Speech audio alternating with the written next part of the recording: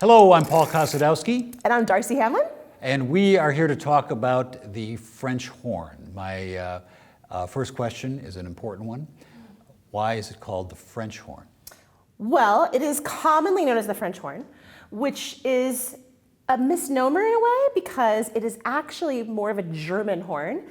The double horn as we commonly know it today, the ones that you see on the orchestra stage, that design was pioneered by Fritz Crispy, who is a German horn maker in the mid-1800s. And it sounds more German. It sounds like a German instrument. Yeah. Yes. We're talking about French horns because one of the craziest concerto style pieces ever written is going to be part of the November 1st and 2nd program at the Pabst Theater, Ken David Mazur conducting, and that's the Schumann Concertstück, along with Beethoven's 1st and 2nd Symphony. Well, you have two French horns here, so tell me the difference and what's going on here. So this is sort of the ancestor to the modern orchestral French horn. This is called a natural horn.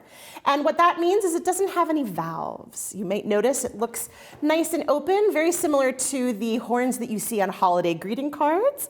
This is simply a length of tubing with a bell, and we put a mouthpiece in it, and we can get certain notes, but not all of the notes. It's sort of like having a 24 box of crayons.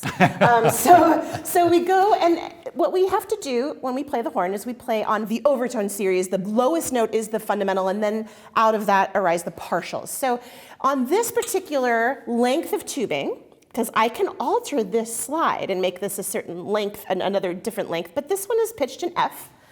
This natural horn, by the way, was made for me by an artisan custom brass maker named J.C. Schumann, who lives in Cleveland, Ohio. He's also a dear friend of mine.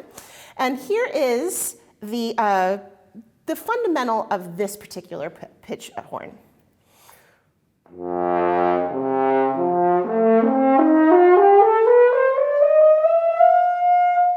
So you'll hear that as I go up, from that lowest fundamental, and I do all the partials as I go up, it's almost like it's a ladder. I'm going up a ladder, but as I go up, the sides of the ladder are getting more and more narrow, and the rungs are getting closer and closer together. So the steps between the notes are getting smaller. Correct. Yes.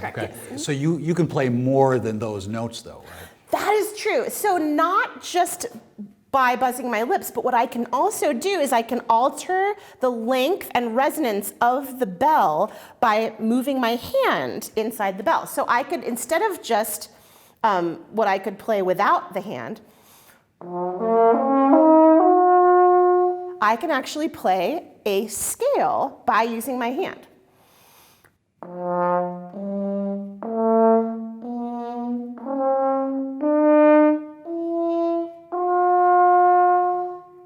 What's happening to make those sort of whole steps and half steps? There are full stopped, which means that I cut it off entirely with my hand. And it's kind of like putting a stopper in a drain in a bathtub. Then there's a half stop, which is sort of like in between, like there's a little bit of air can get out, but it's still fairly covered. Then there's also a 3/4 stopped note, which is the scale degree 6, or the A of the C major scale that I played, that is almost entirely stopped, but not quite. So there's mainly three different hand positions I alternated between. So that's why the natural horn is a challenge. Now Schumann, when he was writing the Concertstück, the natural horn was still common, but there was a new player in the. That is true. Yes, that is right. true. So one of the things that was a little unwieldy about the natural horn is that if you wanted to play in a different key, if you wanted a different ladder of overtone series, you had to take this length out and put in a new length. So these things are called crooks, commonly known as slides today. So when I put this crook in, remember how the first one was pitched in F? This one is going to be pitched in E flat. So that lowers the pitch of this instrument by a whole step. It looks like a lot of tubing for a whole step. That's how it does it. That's exactly it's the right. length of the tubes, right? Okay. Exactly. So exactly. It's 1820, 1830 when? Ish. Yeah, yes, okay. Yes. And there's this new player in the French horn scene. So yes, I'm going to switch to the horn that I play on stage at work, the MSO. This is a double horn.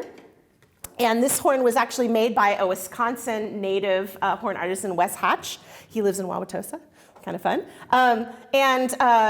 What it does is it's still the natural horn. It's just that all of the crooks or all of the slides are just built right into the horn. And the way that we alternate between all of those crooks is using valves. And so you'll see, along with some cat hair, you'll see my valves are going side to side. So when I push down one of these keys, you can see the keys from the front. So I push down those keys, and it rotates the valve from side to side. When I push down just the 3 keys here, and not the trigger, I go into the top layer of tubes here. When I push down any one of these valves with the trigger, it goes into the underneath layer of tubes, which is the B flat side. So these are pitched in F, and these are pitched in B flat. So, meaning that they rotate around that key. Right. Yeah, so now I can play that same scale on my double horn, and it doesn't have the timbral differences as when I used my horn on my hand on the natural horn. Because you're physically switching the length of the tubes that you're going. Exactly. Whenever I push, if I just push this key, it automatically lengthens the horn by this much. So here's the C major scale on the double horn.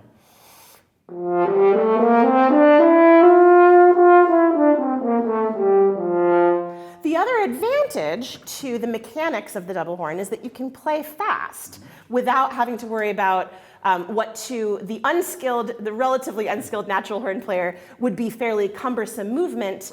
Right. You have the valves to help you out. So.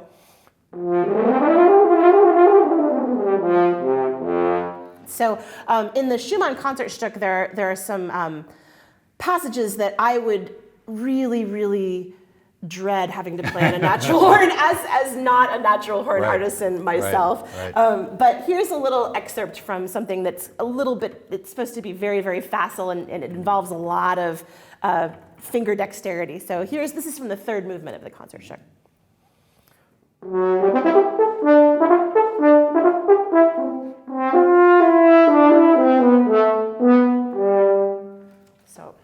Nice. Yeah. 4 horns playing at once. Mm-hmm. It's one of the most unusual concertos in the repertoire, mm-hmm. and the section of the French horn for the MSO is going to be kicking it.